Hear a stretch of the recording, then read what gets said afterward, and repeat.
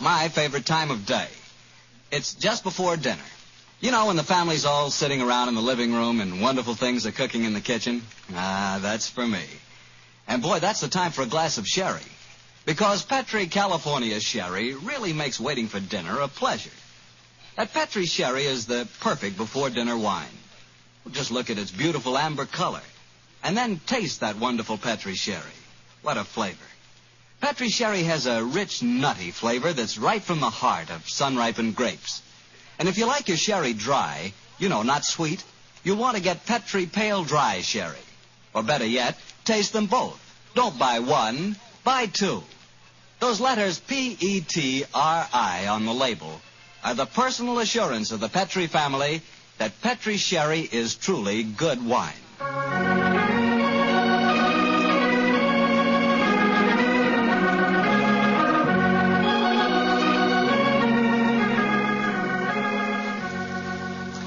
And now it's time to keep the weekly appointment with our good friend, Dr. Watson. How are you this evening, Doctor? I never felt better, thank you, Mr. Bartell. Draw up your usual chair and make yourself comfortable. Thanks. That's it. Oh, I see you've had the old tin dispatch box out again. I suppose you've been going through your notes on tonight's new Sherlock Holmes adventure? Yes, Mr. Bartell, and I think you'll find it as pretty a little problem as we ever encountered. The story began in 1887. A very busy year for us, my boy. It was the same year that Holmes solved the case of the Amateur Mendicant Society, who held their meetings in a luxuriously furnished vault below a furniture warehouse. Oh, I remember that story, Doctor. And wasn't 87 the year you both escaped from death in the Paradol chamber? It was indeed. You've got a very good memory, Mr. Bartell. The story I'm going to tell you tonight topped off this unusually exciting year. It was late in October, and the equinoctial gales had set in with exceptional violence. All day the wind had howled and the rain had beaten against the windows of our Baker Street lodgings. Finally, it was nearly midnight, as far as I remember. The storm grew higher and louder, and the wind in the chimney sobbed like a child. Suddenly, much to our surprise, the doorbell jangled, and a few moments later, our midnight visitor stood before us. He was a man of about 45, and as he looked about him anxiously in the glare of the lamp, I could see that his face was pale and that his eyes heavy, like those of a man who was weighed down with some great anxiety. And yet when he spoke, his tone was businesslike and almost aggressive. I've come to you for advice, Mr. Holmes. That's easily obtained. And help. That is not always so easy. Help the gentleman off with his coat, will you, Watson? Yes, indeed. Here you are, sir. Let me hang it up for you. Thank you, sir. I heard of you, Mr. Holmes, from Major Prendergast. Oh, yes. He said that you could solve anything. Oh, I'm afraid he said too much. But you've never been beaten. I've been beaten 4 times, sir. 3 times by men and once by a woman. But supposing you sit down and introduce yourself. My friend's name is Watson, Dr. Watson. How do you do, sir? How do you do, Doctor? My name is Lovelace, Edmund Lovelace. And what brings you to me at this hour of the night, Mr. Lovelace? I'm in terrible trouble, Mr. Holmes. You don't know anything about me, but if you'll accept my case, you can save 4 lives. I wouldn't say that I know nothing about you, sir. Though it's true that I know little beyond the somewhat obvious fact that, you're single, that you keep a dog, but not a manservant, and that you are much preoccupied with your business, which I take to be some form of insurance. Oh, come. Oh, steady. Now, what is this? Well, magic? I'll wager that my friend's right, though. Isn't he, Mr. Lovelace? Perfectly. But I'll be hanged if I can see how he knows It's a practical application of logic, sir. The briefcase that you carry might at first indicate a barrister or some other professional man, but your brusque, business-like manner counteracts that suggestion. An insurance broker who must visit clients at odd hours is the likeliest man to combine that manner with a briefcase at midnight. But the wife and the manservant, and the fact that I'm preoccupied with my business. Your cufflinks don't match, sir. Each is from a different pair. That would suggest preoccupation, and it's a mistake that neither a wife nor a manservant would have allowed to pass.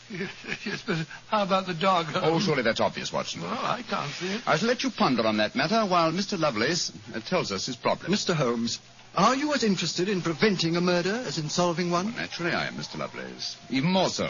But please tell me your story. I live with 4 cousins of mine in an old house in Camberwell. My grandfather left the house and a sizable fortune to the 5 of us on condition that we lived together and maintained a family unity. It probably won't surprise you to know that we've grown to get pretty much on each other's nerves. Well, what happens if one of you dies, Mr. Lovelace? His share is divided among the others, Doctor. Oh, yes. Well, the wonder to me is, sir, that Not that a murder may take place, but that it has not happened long ago. Who's responsible for the administration of the estate? My cousin Gerald. He's much older than the rest of us, and he's a thoroughly unpleasant, cantankerous man. Yeah. He gets an extra share in the estate as administrator, and in consequence he doesn't work. We feel, of course, that he lives off us, and we're continually quarrelling with him about it. Well, sounds like a jolly household, I must say. There's going to be trouble, Mr. Holmes, I know it. Gerald hates us, and he's jealous of our share in the estate. You spoke of preventing murder just now. Yet I can see that you've selected your cousin Gerald as the potential murderer. Am I right? Yes, you are. But don't think it's personal prejudice that makes me suspect him.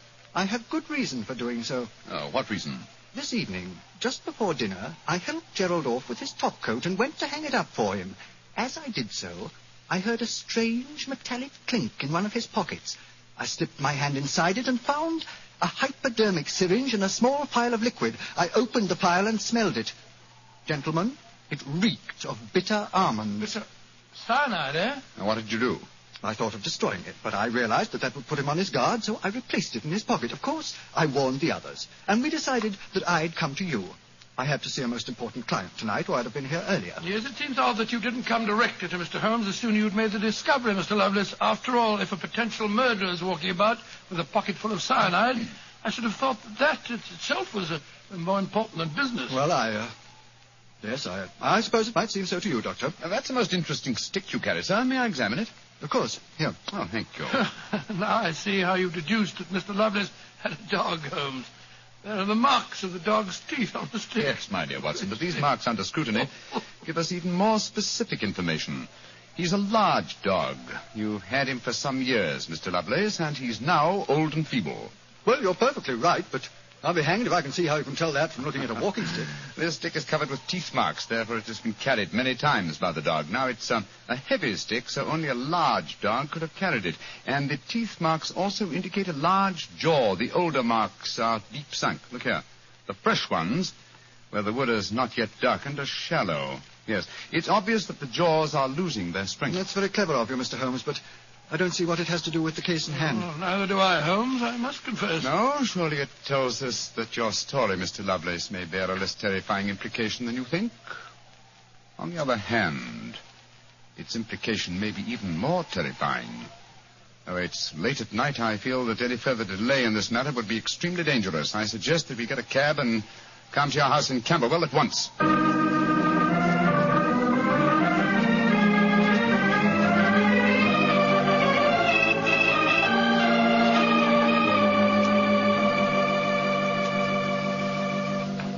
Alice, Randolph, I'm glad you're still up. I was able to persuade Mr. Sherlock Holmes and Dr. Watson to come back with me.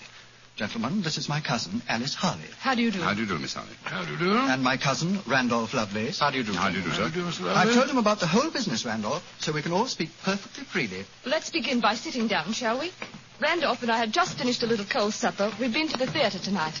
Well, Mr. Holmes, I suppose Edmund told you about finding the hypodermic syringe and the cyanide in Gerald's coat pocket. Yes, tonight. indeed. May I ask where your cousin Gerald Lovelace is now? We left the house at 7, but I imagine Gerald went upstairs at 8, as usual. Didn't he, Edmund? On the stroke of 8, Alice. He's very fixed in his habits, Mr. Holmes. He goes up to his room every night at 8.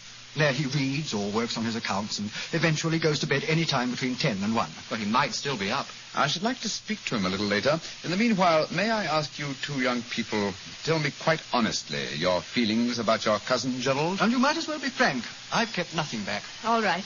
Randolph and I hate him.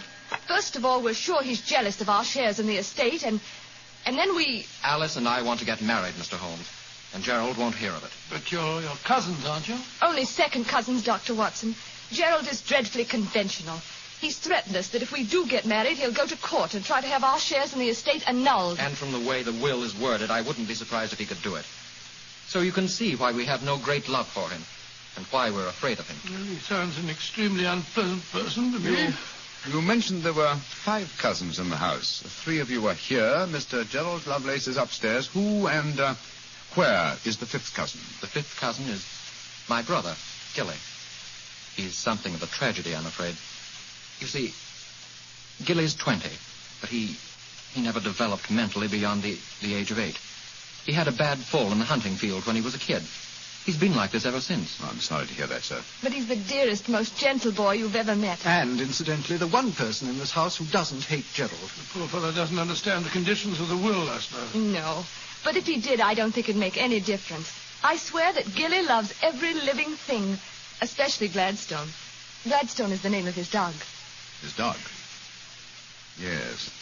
The dog may be the key to this whole matter. The dog? What makes you say that, Holmes? When a man brings a quick and painless poison home to a household containing an old and feeble dog, it's more than possible that he has obtained that poison quite legitimately to give the dog a merciful death. To kill Gladstone? Oh, no. After all, Alice, dear, he is old and almost blind But, now. Mr. Holmes, if you think Gerald brought home the poison to put Gladstone out of the way, and I admit it sounds perfectly logical, what made you decide to come here tonight? Because I dare not even guess what you may have done by intruding the thought of murder in this situation. Where is your brother Gilly? In his room upstairs, asleep. I wonder if we might go up to him. I should like to talk to him, if you don't mind. And after that, I want a few words with your cousin, Gerald Lovelace.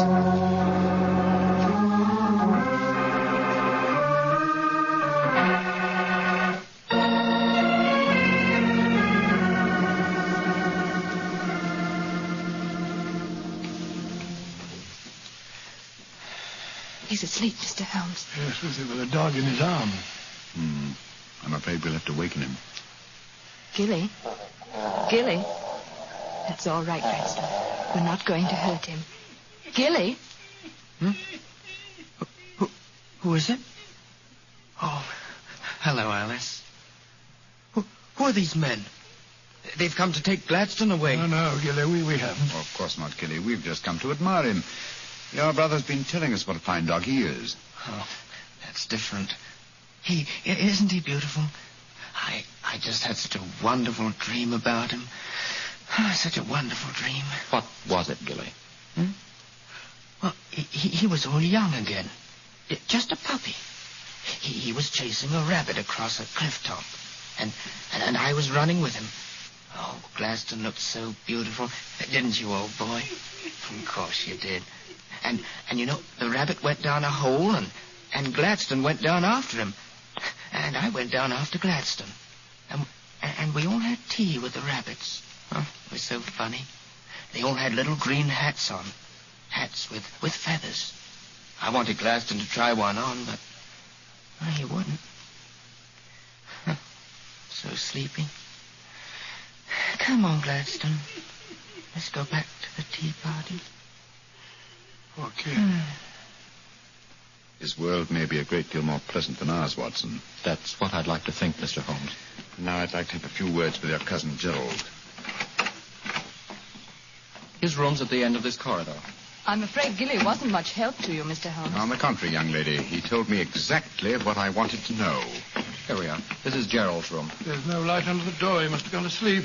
And I'm afraid we must waken him, too. Must be a heavy sleeper. But he isn't. He's a remarkably light one. Come on, let's go in. Strike a match, will you, old fellow? Sure. The gas mantle's at the head of his bed, Dr. Watson. Yeah. Well, he's lying on the outside of his bed. He must be... There's blood on the pillow. Great Scott, Holmes. The back of his skull smashed in. He's been murdered.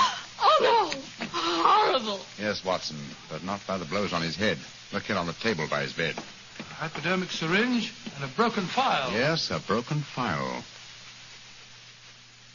Reeking of bitter almonds. Poor devil. Well, I won't pretend I liked him.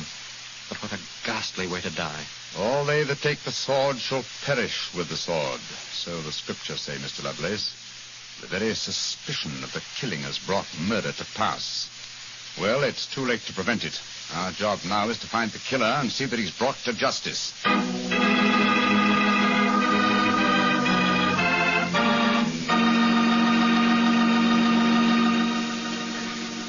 Dr. Watson will tell you the rest of his story in just a few seconds. Just time enough for me to tell you that if there's one wine that's perfect for any occasion, it's Petri California Sherry.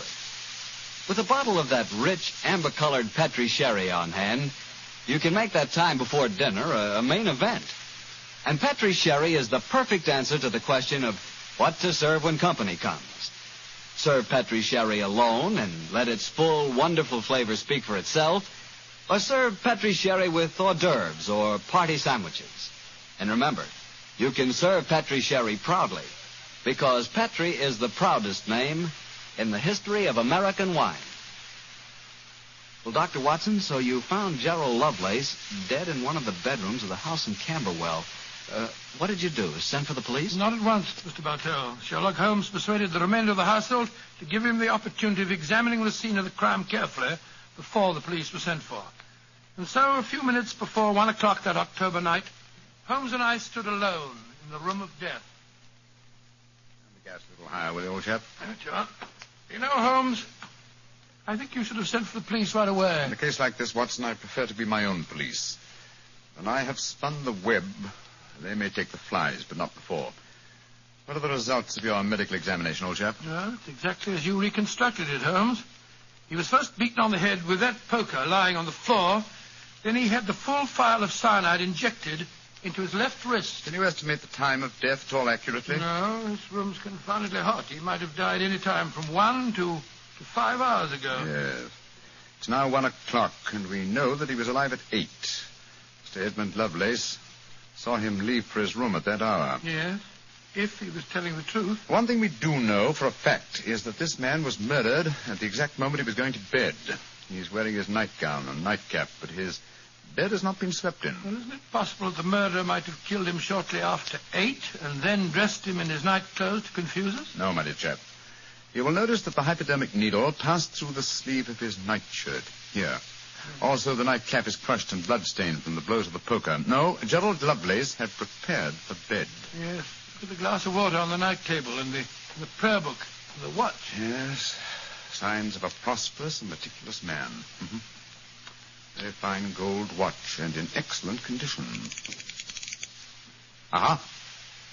There's the answer, Watson. What do you mean, there's the answer, Watson? I just wound this watch one turn, and then it was fully wound. That provides us with the time schedule for our murder. Come on. We'll send a servant for the police, and while they're on the way, if you'll call everyone together, I should like to put a few more questions to this family.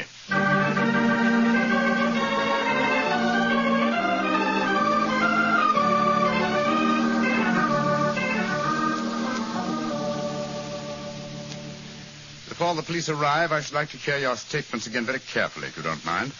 Mr. Edmund Lovelace, what were your exact movements tonight? I left here shortly before 10. From 10 o'clock until the time I came to Baker Street, I was with my client. His name and address, please. Derek Waterlow, 39 Onslow Square, South Kensington. Thank you. Make a note of these, will you, Watson? All right, you are, Holmes. You, Miss Harley, and you, Mr. Randolph Lovelace, went to the theater together. Can any independent witness testify as to your movements? Well, yes, Mr. Holmes. We went with friends, the Grant Moresbys.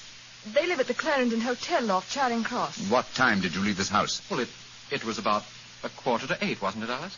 Yes, and after the play, we went to the Café Royal for a little refreshment with our friends and then came back here. I see. And what time did you arrive back at this house? Just a few minutes before midnight. I remember the grandfather clock in the hall striking just as we went into the drawing room. And your brother Gilly, sir. I hate to waken him again. Have you any idea of his movements tonight? Well, he never goes out after dark, Mr. Holmes. But I spoke to the cook as we came in tonight. She says that he played cards with her until just after 10 o'clock. He was fast asleep when I looked in on him shortly after midnight. Thank you. You've made a note of all these facts, Watson? Yes, Holmes, I got them all down. Good. Then let's be on our way to Baker Street. But the police, Mr. Holmes, they're on their way. I know. Please give them my regards, will you? Apologize for my informality and tell them that I shall have the answer to this matter probably in a little over 24 hours.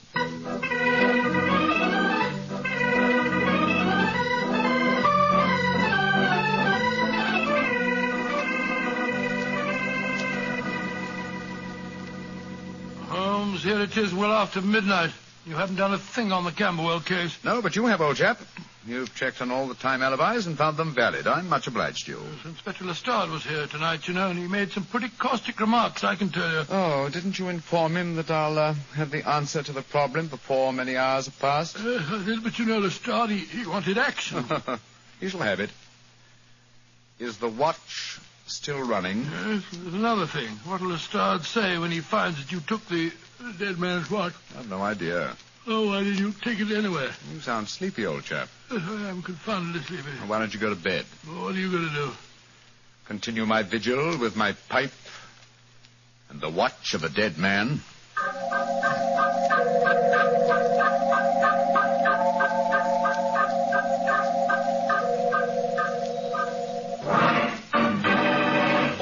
Watson, wake up! What time is it? 5 o'clock in the morning. We're already doing up at this hour. The watch has just stopped. I'm about to rewind it. What are you rewinding it for, Holmes? You waited over 24 hours for it to unwind. When I know how many turns it takes to wind it fully, I shall have the answer to the whole business.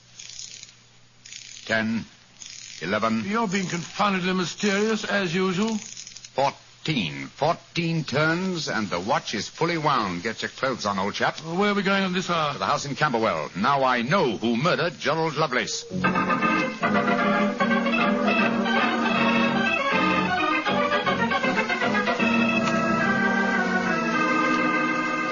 Mr. Edmund Lovelace, I'm glad you let us in. Please take us up to your young cousin's room at once. Really? What do you want with him? I'll explain in a moment. Please take us up to him. Oh, of course, but what brings you here at this hour of the morning? Mr. Holmes knows who murdered your cousin. Well, I'm glad to hear it. It's more than the police seem to know. They were here half the night cross-examining us. Here we are. I don't think we'll bother to knock.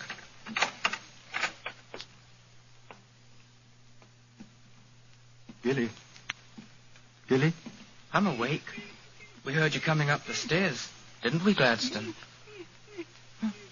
It's the same man again. You're not going to take Gladstone away, are you? Please don't take him away. Don't worry, Gilly. We're not going to touch him. Oh, that's all right, then. Oh, Gilly, Yes, you really love that dog, don't you? of course I do. More than anything or anybody. I believe you'd even kill a man who tried to hurt Gladstone. Wouldn't you? Oh, yes, sir. I would. Gilly! No. Great Scott. Gilly, I don't think you'd really kill a man. I don't think you could. Couldn't I, though? How would you kill him? I'd hit him first. I'd take a poker and hit him on the head so he couldn't fight back. And then I'd take the nasty needle he told me he was going to stick in Gladstone, and I'd fill it full of that water he showed me, and I'd stick it in him. That's what I'd do. Then he'd be dead. And he couldn't hurt my Gladstone anymore. Not ever. Let's leave him, shall we? Goodbye, Gilly. Pleasant dreams. Goodbye, sir. Good old Gladstone. You satisfied, sir? Yes. Poor Gilly. There's no doubt about it, of course. Can there be no one to describe the murder to him, and yet he's just given an exact description of its method? What'll happen to him? They won't try him. No. A little pressure in the right places, and he'll be released to a private nursing home. I'll do everything I can, Mr. Lovelace. Thank you, Mr. Holmes. Thank you very much.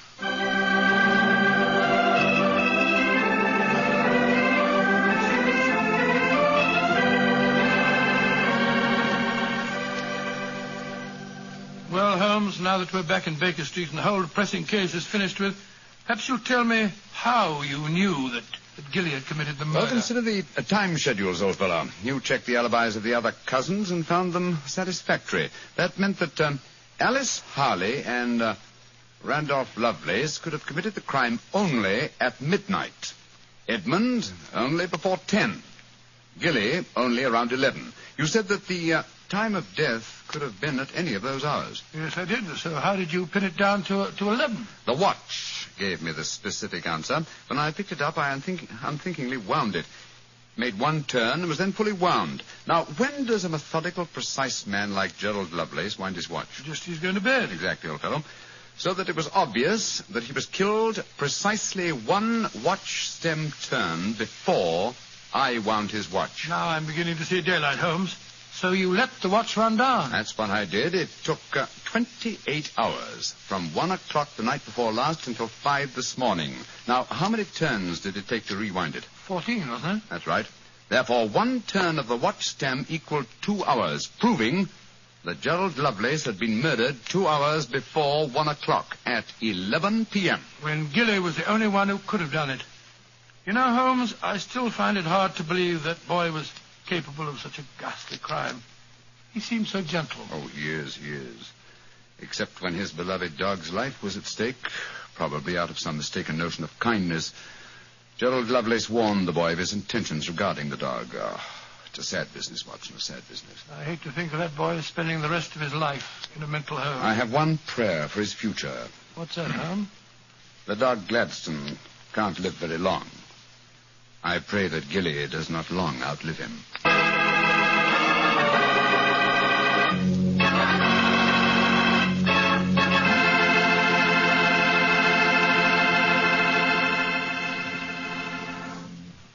Doctor, that was a remarkable bit of deduction on the part of Mr. Holmes. Yes, extremely clever, wasn't it? Of course, if I may say so, I was of some small help myself. Small help? Why, Doctor, you practically solved the case by yourself. Oh, I wouldn't go as far as saying that. But, Doctor, you did check all the alibis, didn't you? Yes, I checked where each suspect was at various times. Yes, you checked time. And what's more important than time? Well, Why, Doctor, time is even vitally important when it comes to wine. I was wondering how you were going to bring that in. And one thing we do know, Petri took time to bring you good wine. So nobody can miss with Petri wine. It's just got to be good. You know, you can't be in the wine business as long as the Petri family without really learning all about the fine art of making wine. And don't forget, the Petri family has been making fine wine since way back in the 1800s. So, naturally, they've been able to hand on down, from father to son, the result of generations of experience at turning luscious, sun-ripened grapes into fragrant, delicious wine. No matter what type of wine you prefer, you'll like it more if it's a Petri wine, because Petri took time to bring you good wine. Well, Dr. Watson, what new Sherlock Holmes story do you plan to tell us next week? Well, now, next week, Mr. Bartell, I'm going to tell you a most unusual adventure that Holmes and I had when we were attending a performance at the Opera House in Rome. It concerns a famous singer who lost her voice, an understudy who was nearly lynched, and a murder that baffled the police. I call it The Adventure of the Terrifying Cat. Well, that's a story we've got to hear. Thank you, Mr. Bartell. And before you go, I want to talk to our friends about their war bonds. You know, during the war, the best investment we could find was the United States war bond. And for my money, they're still a great investment. They're called United States savings bonds now, and only the name is changed. Savings bonds are sold in the same denominations and give you all the same advantages. And you can buy savings bonds at the same places at your bank or your post office or through the payroll savings plan.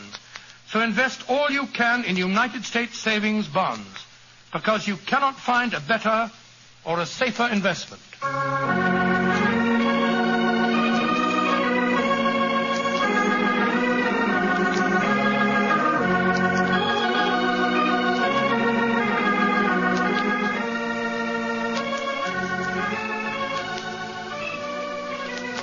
Tonight's Sherlock Holmes adventure was written by Dennis Green and Anthony Boucher and was suggested by an incident in the Sir Arthur Conan Doyle story, The 5 Orange Pips. Music is by Dean Fostler. Mr. Rathbone appears through the courtesy of Metro-Goldwyn-Mayer, and Mr. Bruce through the courtesy of Universal Pictures, where they are now starring in the Sherlock Holmes series.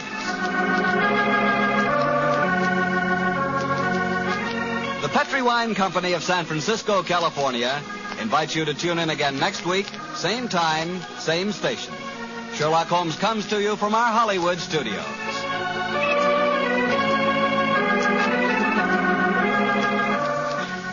This is Harry Bartell saying good night for the Petri family. Listen every Monday on most of these same stations at 8 o'clock to Michael Shayne, followed immediately by Sherlock.